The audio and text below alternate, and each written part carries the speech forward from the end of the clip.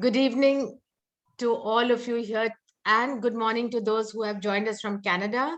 Very warm welcome to Dr. Mukund Rajan and Anita George, who are here with us today. And I will do a formal introduction a little later. I just want to start off this session by giving a little bit of an outline of how important ESG is today, not only for us here who are here on this session, for industry overall, for India, and for the global economy. Because India is ushering in a new era of economic globalization and creation of a truly global economy. And we are witnessing a series of historic socio-economic transformations with a number of structural reform measures, landmark decisions to boost our economy and further our efforts towards self-reliant India. 2022 also marks 75 years of India's independence, and India's forging ahead to make this a special year with a special focus towards an inspiring economic progress. The world is rapidly evolving with significant evolutions and innovations and new business models to a data-driven, significant digital world. And it is forcing organizations to rethink their purpose, their strategy, and companies and investors are facing crucial sustainability policy decisions that will shape the way they operate around the world. And this is where ESG will become prominent, even imperative for organizations as the world rapidly shifts towards changing the mindsets of sustainable investing as a good thematic idea to a reality that has implications for all investment portfolios. ESG considerations are important for all aspects of investment management, including asset allocation, security selection, and portfolio construction. And ESG is not for specialists anymore. Everyone in the investment decision-making value chain needs to understand ESG and incorporate it into their practice. And this recognition is fueling demand for ESG expertise and what has led to today's very important discussion on how ESG is good for business. I'm delighted to welcome Anita George, President ICBC, to the session, who will engage in a fireside chat with Dr. Mukund Rajan. I have said a few words, but the real experts are Anita and Dr. Mukund Rajan, who must be saying that, okay, let her get on with it, because this is all things that you all know and are far better experts, and we are looking forward to a very engaging discussion. But I would like to thank Dr. Rajan for having spared the time to be with us today, knowing how busy he is, especially after having released his second book, which has garnered a lot of appreciation. And we will be hearing more about it both from Anita and from Dr. Rajan. Let me just give a little bit of formal introduction for you, Dr. Rajan. Dr. Mukund Rajan is the chairman of ECube Investment Advisors, a first of its kind platform created in 2019 to catalyze environment, social, and governance, which is ESG, changes in corporate India.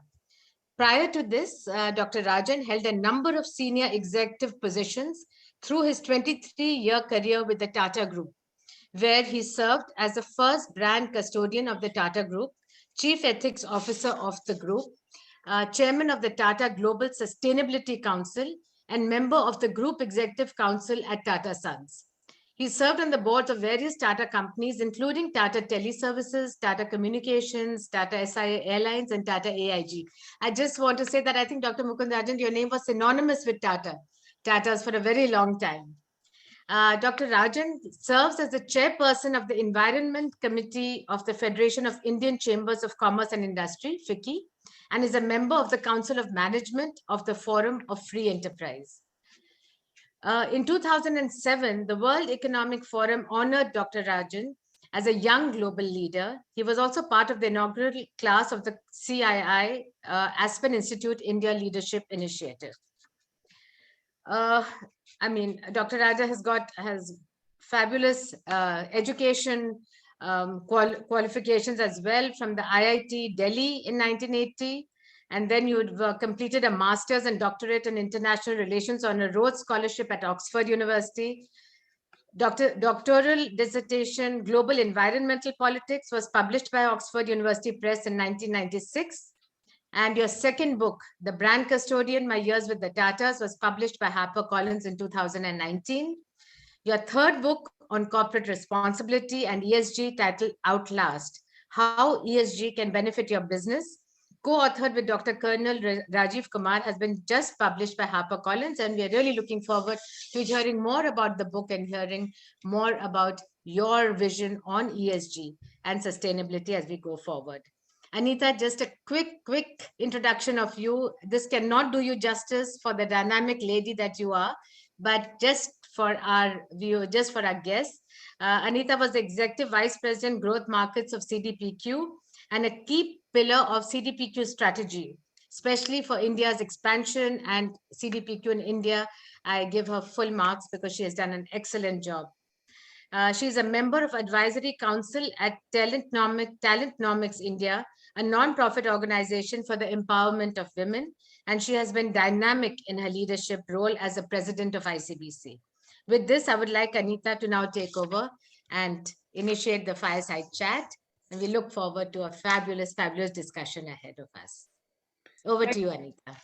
Thank you very much, Nadira. And I'm really, it's both a privilege and a pleasure to host Dr. Mukund Rajan today. And for all of our viewers, Dr. Rajan is someone who lives and breathes ESG. He has deep domain expertise, and as Nadira mentioned, way back in the early 90s or even before that, he was already studying and writing about this topic, and therefore is truly the right person for us to have here. And as I was just sharing with Mukund before we started the formal session, that if I had to recommend, and if you had only one book that you could read this year, I would say this is the book that you should read, Outlast, How ESG Can Benefit Your Business. Both authors, both Colonel Rajiv Kumar and Dr. Mukund Rajan, are domain experts, and they've actually used this expertise and knowledge to present case studies and examples that give us a practical and understandable view on the environment, social, and governance aspects as it relates to businesses, and the benefits of ESG for both large companies as well as small. I found, personally reading through the book, I found it very relatable and therefore very valuable because it really is very contemporary. It gives many examples of companies that all of us are familiar with, maybe that we invest with. And if we haven't been investing, then this would be an inspiration because, as Dr. Rajan and Dr. Kapoor mentioned, this book is really telling us why ESG is not just an exercise of ticking boxes, but something that needs to be integrated into our business plans and can really bring value for companies. And as we go forward and as we look ahead, integrating ESG into our business practices is going to get a higher and higher premium. So those of us who have embraced it and adopted it as part of our way of doing business have a leg up. And I wanted to also highlight that one of the key themes, and actually, Mukund, this is one that is, I hope that you will cover this also in your description of the book, because it's really the fact that you say if ESG is followed diligently, it improves the financial returns for companies. And this is a topic, as which has been an age-old debate as to is there a trade-off between ESG aspects of business and financial returns. I, like you, truly believe that if you embrace ESG in your practice, build it in and mainstream it, it can only add to your bottom line, not take away. But this is a debate that's raging in industry. I was actually trying to find the right words to say why this book is so special. And then I read the dedication of the book. And so, with Dr. Rajan's permission, I thought I should read it to everybody because it really captures very succinctly what the book is about. It says, "This book, completed during an unprecedented pandemic, is dedicated to our loving families and to the indomitable human spirit that can build a world where people, planet, and prosperity are in perfect balance." Mukund, thank you for agreeing to come speak to us about your wonderful book and this very important topic of how companies that integrate ESG into business will outlast. Over to you, Mukund. Thank you so much, Anita and Nadira, for the introduction, and real pleasure and privilege to be with all of you at the ICBC today. The last point you made, Anita, I think is just something that we are now seeing around us so much. And I think it's great to see that the media has picked up on this, that a number of stakeholders are now really voicing their concerns on ESG challenges, but also applauding the good work that businesses are doing on some of these agendas.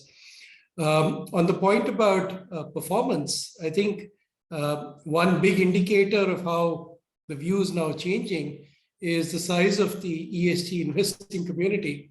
So by some measures, it's now a $43 trillion industry, growing with every passing day. I'm told that in the European Union, something like half of all incremental fund flows are directed towards ESG investing. In North America, it's probably a quarter, but also growing. Over $120 trillion worth of funds have now subscribed to the United Nations Principles for Responsible Investment. So I think big money now is really embracing all the facets of expectations from an ESG agenda that businesses will pursue. What I thought I'd do really to give all our listeners a sense of what the book is about is maybe just cover the broad sort of thesis from the introduction. I'll just pick out a few paragraphs. And then partly to maybe provoke some questions and perhaps sort of excite a little bit more curiosity and interest in the book, refer to some of the maybe not as well-known sets of issues. For instance, this whole business around corruption in India. I have an entire chapter on corruption in the state. And I find that often people tend to be very coy about their discussion on this kind of issues. So maybe just a few extracts from the book, and then I'd love to get into a more detailed chat with you, Anita, and take whatever questions the audience would have. So let me start with the introduction. I mean, just to very simply explain what the book is about. We say that really in this book, we outline the broad landscape of corporate responsibility that Indian businesses must familiarize themselves with, and the critical measures they need to take in order to become successful economic participants and responsible corporate citizens in the markets of tomorrow. And in particular, we focus on environment, social, and governance, or ESG performance. And as the book title suggests, in an uncertain, risky, and volatile world, purpose-driven companies that align with ESG demands are more likely to outlast their competition, and hence the name of the book. We go on to say that while adverse business cycles, badly framed government policies, poor infrastructure, and many other external problems can sometimes present insurmountable difficulties for Indian businesses, our book urges them to look inward at the problems that are often of their own making. For example, poor corporate governance, corruption, lack of diversity, an unwillingness to comprehend and prepare for crises, environmental destruction, appalling employee engagement, and exploitation of communities. And of course, Rajiv and I worked for many years in the Tata Group, and that has been the source of some of our inspiration, both positive and negative. And we say that as we witnessed with the Tata Group, and as research increasingly shows, businesses can be rewarded in many ways when they act in a responsible manner. They gain legitimacy and a license to operate, usually secure government support, enhance their brand equity, attract investment from socially responsible investors, avert crises through proactive issues management, draw environmentally and socially responsible consumers, attract talent, and gain employee trust and loyalty. We end the introduction by really identifying a couple of critical challenges for Indian businesses. We say that how Indian business leaders navigate the challenges they face will in fact decide the future of free enterprise in India. Will a truly free market emerge, or will skepticism about corporate interests translate into significant constraints being imposed by the government on businesses? It is quite evident that COVID has precipitated a major increase in the legitimacy and role of the state. And there may be a great temptation for the government of the day to step in when it sees Indian businesses dropping the ball on corporate responsibility. In this new age of responsibility, key stakeholders such as investors, customers, lenders, and the stock market are likely to value and reward companies only after evaluating their governance and social and environmental impact. With ESG issues like affirmative action, gender equality, job protection, income inequality, and environmental consciousness all rearing their heads, Indian business leaders are going to have to demonstrate incredible empathy and sensitivity to reclaim the trust of skeptical stakeholders. So that's really in a nutshell what the book is about, and the caution that we provide at the end, that if companies don't get with this new agenda, not only are they going to lose out in terms of attracting customers, in terms of earning the trust of stakeholders and getting government support, but in fact, they can actually invite the nemesis, quite honestly, of many businesses in the past, which is the heavy hand of government controlling and constraining a lot of their capability to grow and progress. A little later in the book, I'm just going to now read out a few extracts just to set the base, and then love to get into a chat. One of the favorite quotes that I personally have from the book is actually from Larry Fink's 2019 letter to CEOs. And I think it's the best articulation of why purpose is so important. We often talk about purpose-driven corporates and businesses, and why is purpose important? So he says, profits are essential if a company is to effectively serve all of its stakeholders over time, not only shareholders, but also employees, customers, and communities. Similarly, when a company truly understands and expresses its purpose, it functions with the focus and strategic discipline that drive long-term profitability. Purpose unifies management, employees, and communities. It drives ethical behavior and creates an essential check on actions that go against the best interests of stakeholders. Purpose guides culture, provides a framework for consistent decision-making, and ultimately helps sustain long-term financial returns for the shareholders of your company. I think it's one of the best articulations I've seen of why people are so focused on purpose. And the fact is, the purpose of the mission statement, many companies don't actually have it, or have not really thought through what its implications are and how it can be used as a rallying point, not just for people within the company, but indeed for all their stakeholders. I mentioned the point about corruption, and in our chapter on corruption in the state, we reflect, amongst other things, on the need to clean up something that's very topical these days, election financing. And we sort of anchor a lot of the corruption in India around the need for political parties to get support. And so we say, until the key question of transparency in election funding is addressed, it is likely that many businesses in India, and certainly the larger and more dominant ones that tend to be more visible, will feel compelled to make their own peace with political parties, and in particular, the ruling dispensation of the day in order to avoid facing difficulties in their operations. However, they will also run the gauntlet of judicial and media activism and must be prepared to face close public scrutiny of any actions that tantamount to corrupt practices. So there's an entire chapter that talks about examples of crony capitalism and a lot of the commentary around that. But this is an issue, I think, on which a lot of business leaders in India need to demonstrate much greater responsibility. There are a whole bunch of, as Anita said, illustrations and some fun facts. One fun fact in the book around the importance of innovation. We make the point that early movers like Tesla in the electric vehicle space, even with a very limited range of electric vehicle product offerings, are now rewarded with market capitalization higher than those of industry veterans. And we've given the examples of General Motors and Ford.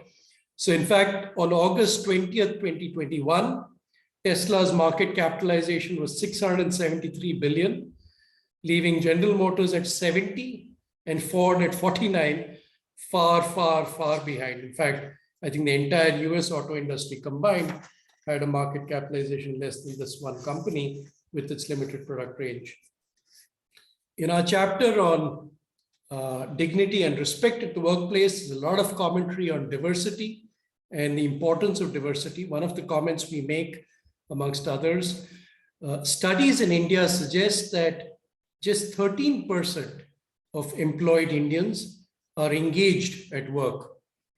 One reason could be that the commonly prevalent impersonal command and control management style in many Indian firms does not encourage engagement and particularly irks millennials, who are estimated to now account for 64% of all Indian workers.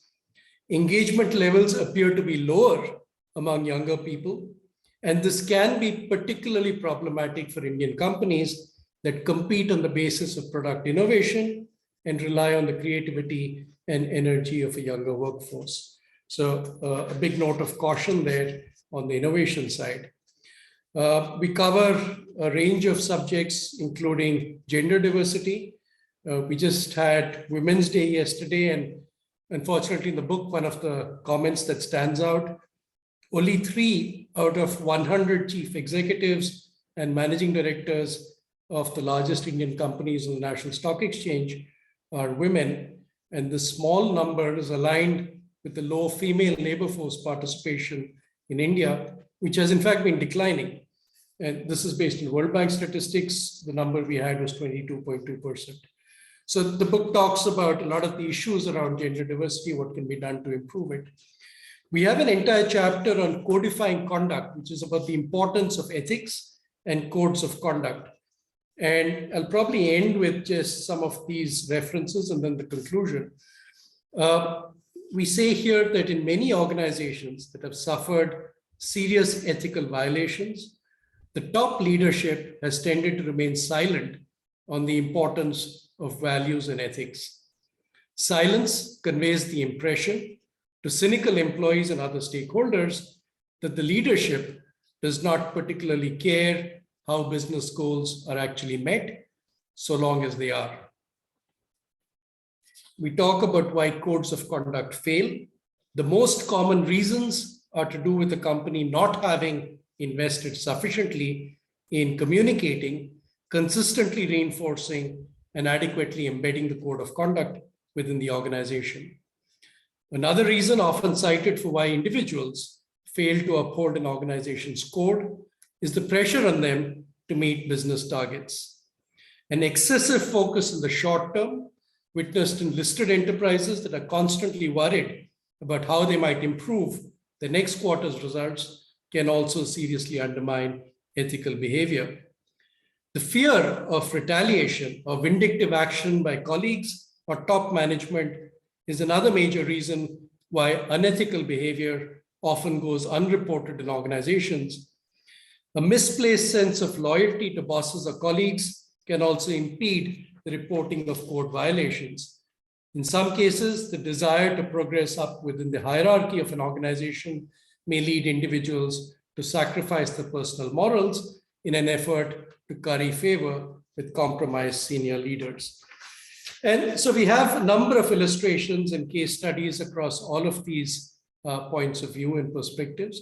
And we end the book by really saying that the need to respond to the expectations of stakeholders, both within and outside India, places significant new pressures and responsibilities on Indian corporate leaders. It also presents opportunities for the best of them to provide leadership to corporate India, both by setting individual examples and contributing their might to organize the rules of the game better.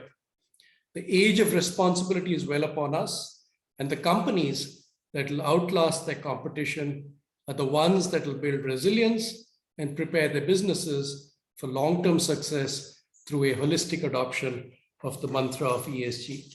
So that's really a broad sense of what the book is about, the kinds of things that we really enjoyed researching and reporting about.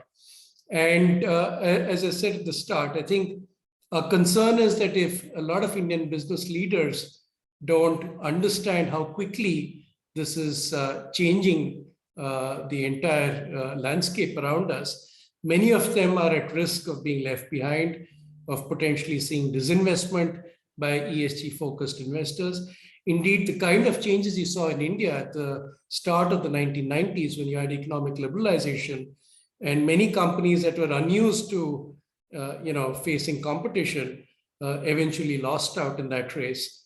I think the same kind of impact could potentially be felt in this decade, and companies that don't get with the ESG program are at risk of being in fact left behind or potentially going out of business. So it's a note of caution, but hopefully also there are enough examples of companies that have done really well and that have seen opportunity in some of these spaces. Many opportunities, for instance, around the entire theme of climate change, on which we have an entire chapter, and some of the new technologies that are coming out.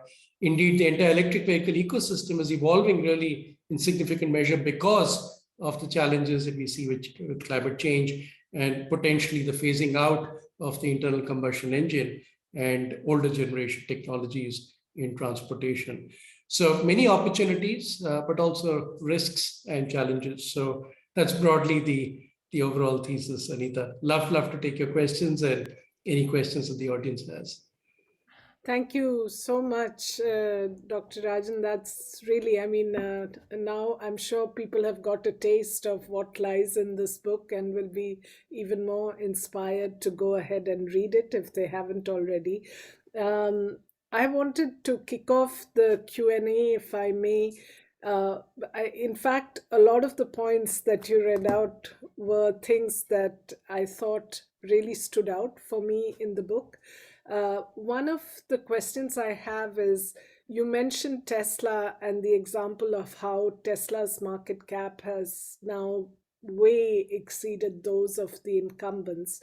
And we see that in industry after industry, that it's not the incumbents really, but the sort of innovative startups that have come in, been like a struggling startup and then, really expanded and become leaders in those sectors. So that's very encouraging, especially when we look at the startup culture in India. And actually in ICBC, we have a focus group that's looking at startups and a lot of collaboration of startups between India and Canada. The question I have is really, do you see disruption really coming through only that route? Or have you seen examples of cutting edge incumbents who have actually become great innovators and reinvented their industry? But when I look back, like whether it's in telecom, where we had the private sector, initially new companies that then transformed, or in the renewable energy sector, where you had, really sometimes people from outside the industry who came in with technology and perseverance and became like the largest solar platform in India, for example. Or any sector, when you look at it, you see that the incumbents have really come from outside the industry. The leaders have come, the new leaders, the innovators have come from outside the industry. So my question is really, can incumbents become innovators? I think they can, and I think a number of them are sort of showing a capacity to, pivot business models and do things differently. I mean, even from the Tata Group, I think I've given these examples in the book. Take a company like Tata Power, for the longest time, very focused on thermal power. And then, in fact, in I think 2016, when Norges Bank decided to decarbonize their portfolio, and I think they held just under a 1% stake in Tata Power, overnight, they divested their stake. And at that time, I was chairing the Tata Global Sustainability Council. And I remember it was, I think, a real wake-up call for us, demonstrating how quickly this agenda was changing. And since then, Tata Power has, in fact, become one of the largest renewable energy producers in this country, and has, in fact, I think, gone public to say that it is unlikely they will be investing anything more in thermal power. Similarly, if you look at the auto industry, I think the best-selling electric vehicles in the Indian market today in the four-wheeler space are really Tata Motors products. So I think incumbents can pivot, can embrace change, and in some cases also sort of get into new areas.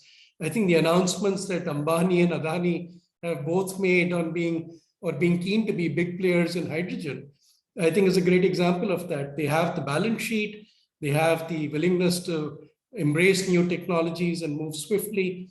So I don't think there's any reason why incumbents can't do well. And in India, as we know, the large incumbents are extremely powerful, have access to great talent, are able to undertake acquisitions, procure technology, in some cases get into joint ventures with some of the leading players overseas. They have a lot going for them.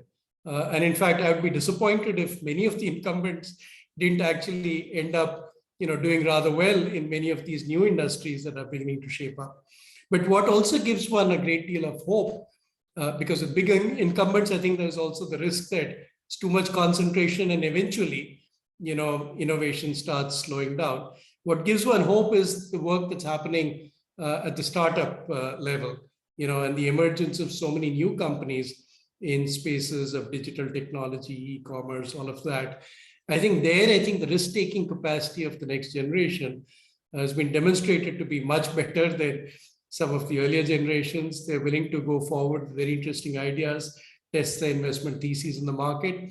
And some of them have done extraordinarily well. I think the IPO of Zomato has also been something that's really encouraged a lot of startups to think about, how big they can become. And potentially those are the companies that can displace some of the incumbents in the future. So I think one takes a lot of hope from that as well.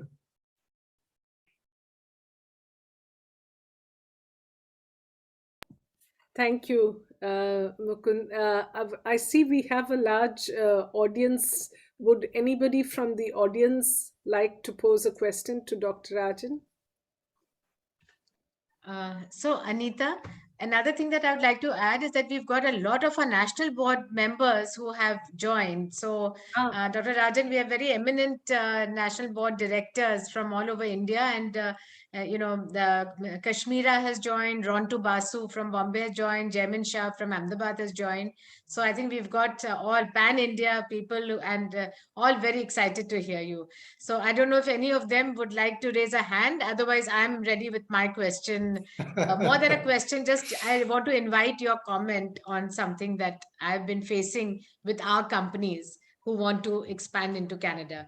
So I'll wait if there's somebody else who'd like to say something. Otherwise, I'll jump in. Anyone can raise their hand if they have a question. Okay. So while we wait for that, so Dr. Rajan, just what you said is that today is the age of responsibility where we all have to be responsible. And I think what has been happening is, especially for Indian businesses, the small, and I'm talking about the smaller and the medium size, that they are so conscious of of profit making, where to become a success, that how they're making it sometimes gets, those into gray areas, because it's mainly that they have to succeed, they have to make money. And it's these companies that, it's actually the large ones like Tata and all, who are really into ESG and all, because they are so well established that they can think of other things, but the SMEs have that, one thing that they aim at. A lot of these SME companies who are looking to expand internationally have been approaching us that what is ESG? I mean, why do we have to become ESG compliant? Because that's what the international companies are saying, that if you want to join us or collaborate with us, or you're looking to us for business, you have to be ESG compliant. And these people feel that why should we do it? So it's like a burden to them. And what I feel that we really need to make them understand is that it's not doing it for someone else, but it's for yourself, your own development in the long run. As you said, we're not looking at short-term gains, but in the long run, if you want to succeed, if you want to be a global, if you want to do international business, you have to be ESG compliant. And it is this that, that we need to explain to the Indian companies. So maybe at some stage, so maybe if you can say a few comments to these medium-sized companies, SMEs, a few lines on how does it benefit them? How does it benefit you when you're, trying to be ESG compliant? If that is something you can just Sure. talk about it. I mean, let me just offer a few observations. One is, of course, the point you made about why it's becoming so important. And just to give, a couple of illustrations, I think increasingly many multinationals, for instance, that draw supply chain participation from a number of Indian companies, including members of the MSME space, are now insisting that the entire supply chain adheres to the kinds of targets that they are adopting. Some of them driven by regulation in their home markets, but many of them also driven by their own sense of what is the right thing to do.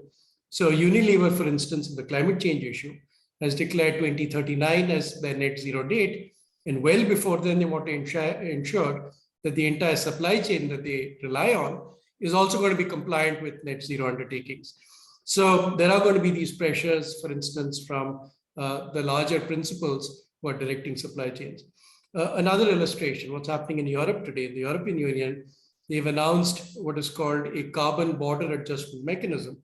And what that's going to do is actually levy tariffs on goods that are imported from countries that have lower standards on carbon emission control, for instance, compared to the European Union. So their own industry is then not put to a competitive disadvantage.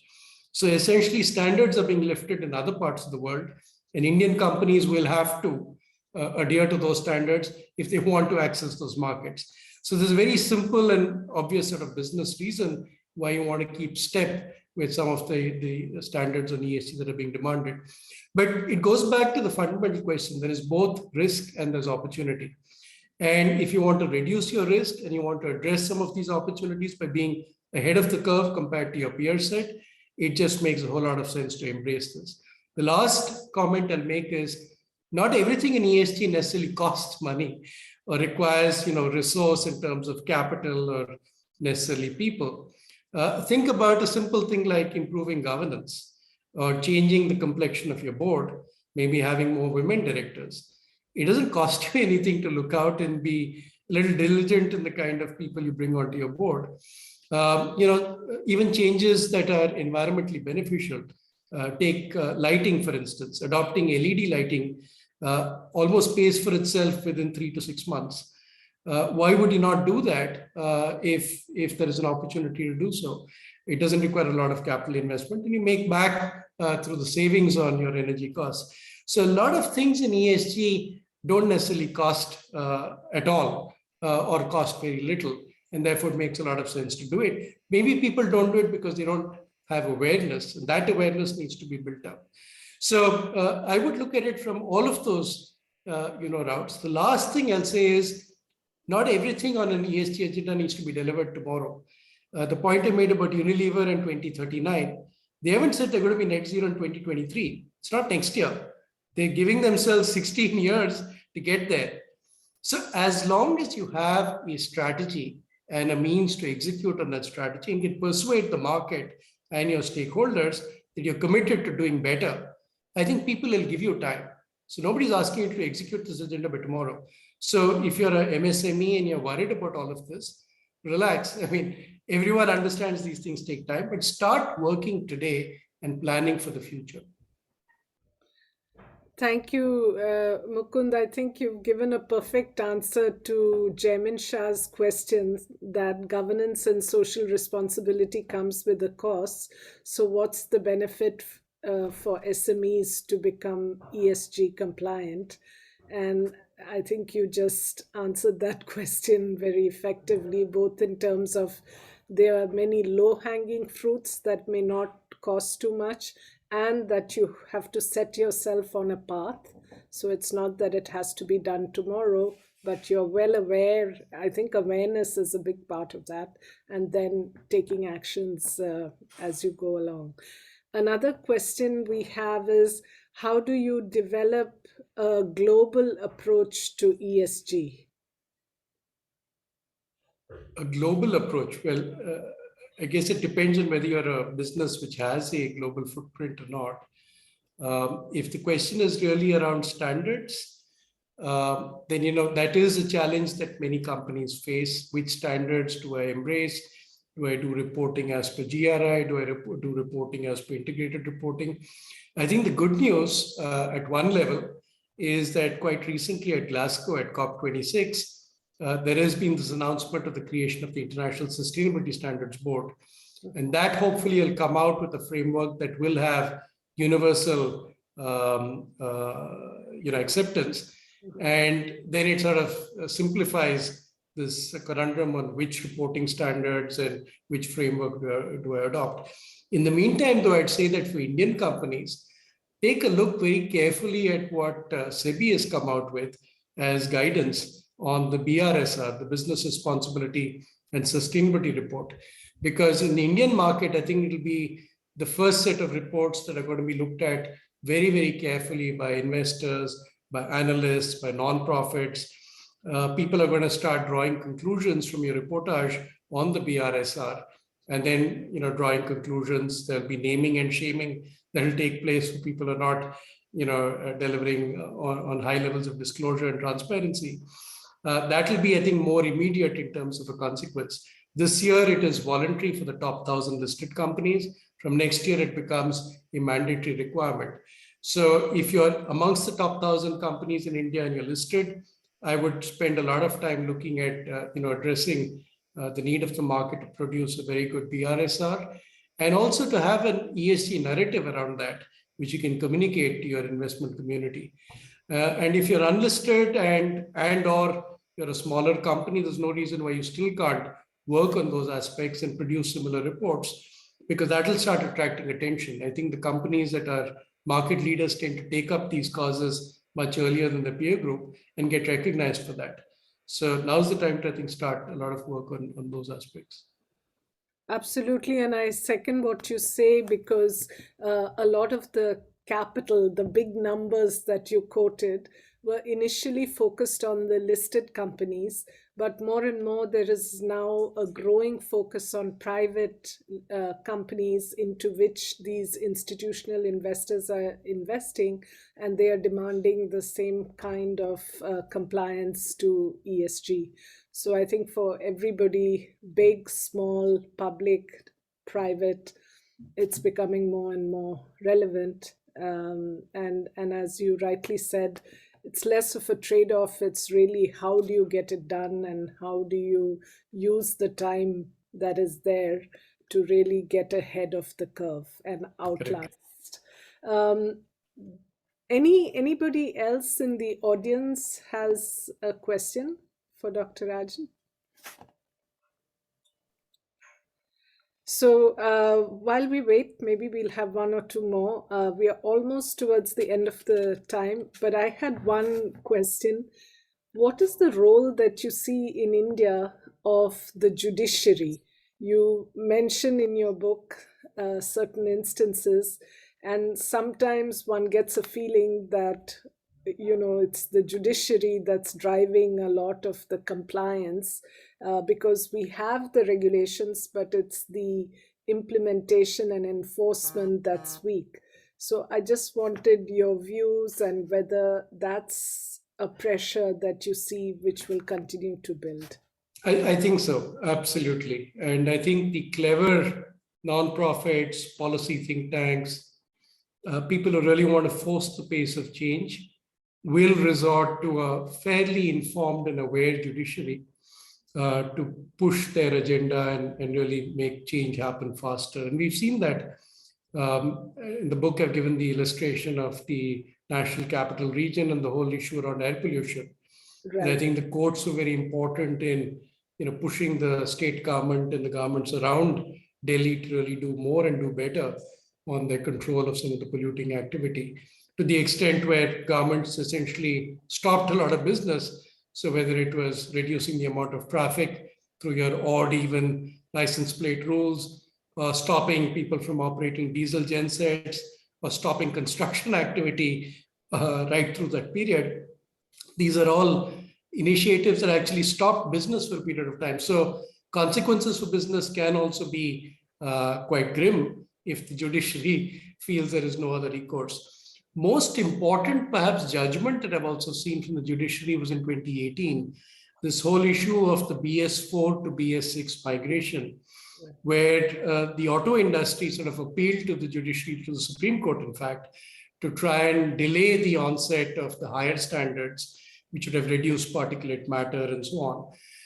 And the court refused to delay. And in fact, we were actually bypassing stage 5. Bharat stage 5 was bypassed.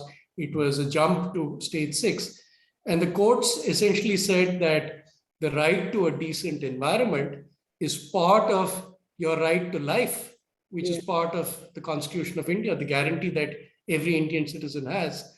And the public interest will always outweigh the pecuniary interest of industry. And they basically said, no dice, we're not going to give you this delay. And I think those kinds of judgments do a lot to empower, to make nonprofits feel more enthusiastic about the work they're doing to drive change in the right direction. And I think corporates that see this kind of writing on the wall will then understand that, look, there's no point fighting change. Let's innovate and let's try and be better at what we do, rather than try and stall transformation, because sooner or later somebody else is going to do it for you if you don't. I've given the illustration in the book also on the two-wheeler industry. Yes. A few years back, the Niti Aayog came out with the proposition that, hey, why don't we phase out your current generation of two-wheelers and move towards full electrification by 2025. And the industry was up in arms saying that, we're just doing this Bharat stage 4 to stage 6 migration. We'll have stranded assets. You can't force us to do this. And guess what's happening? Now it's not just the new players, even the incumbents. We talked about incumbents earlier, like Hero, Honda, all of them are now introducing electric products into the market. So it shows that the market will find you out, even if you manage to stall regulation for some time. So sooner or later, stakeholders get their act together. But the judiciary, as you said, is a very important player in all of this and can help to really drive the pace of change. And already, I think a lot of what they've done has been quite seminal in its impact for India. Thank you. We have one last question, if we may, Nadira. It's from Rontu Basu, who asks, how do you vet company performance for ESG? So I think a starting point is this concept of materiality. You try and figure out, what are the key issues that business or company should be concerned about. And it's not the same for every company. It's not a one size fits all. So if you're, for instance, in the steel industry, then carbon emissions will obviously be a very important indicator for you from an ESG perspective, particularly the E in ESG. But let's say you're a web design firm, then it's probably not a big deal for you in terms of carbon emission.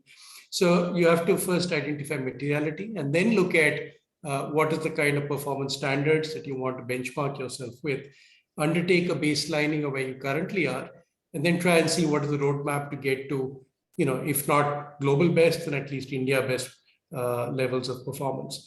The Sustainability Accounting Standards Board has come out with a set of measures and parameters across a range of industries. So that's a good place to look if you're looking for best-in-class sort of numbers and data. And then take that on board and then start, working on improving your performance on wherever you currently are. There are a number of what are called ESG ratings providers that will do this for you with a third-party lens. MSCI, Sustainalytics. In India, recently, CRISIL, Acuite have all announced they are getting into the ratings business.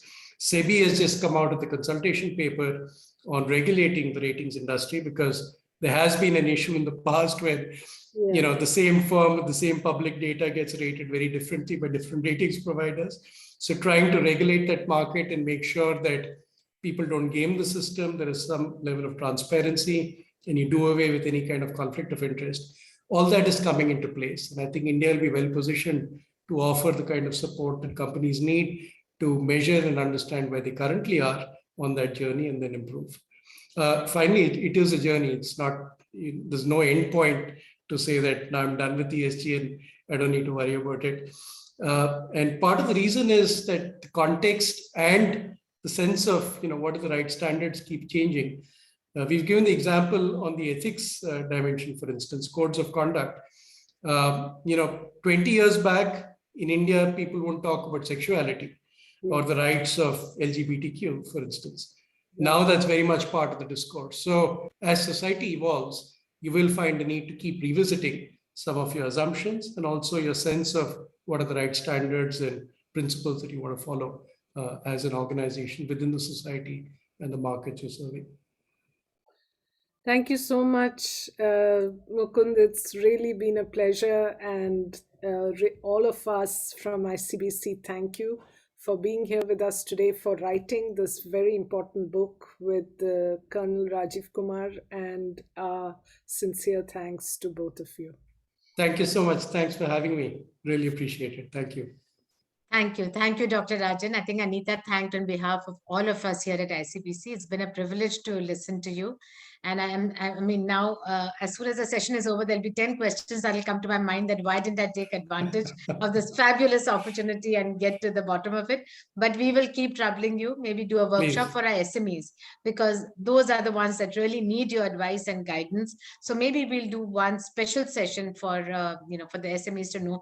Because one common question, sorry, Anita, I know this is the end and I'm supposed to be ending it on time, but just something that I was wondering, it's a total layman question, is that, are there different standards for ESG compliance in different countries? Will there be a global standard so that everybody knows that, okay, these are the standards that we have to adhere to? Or do different, currently there are multiple standards across countries.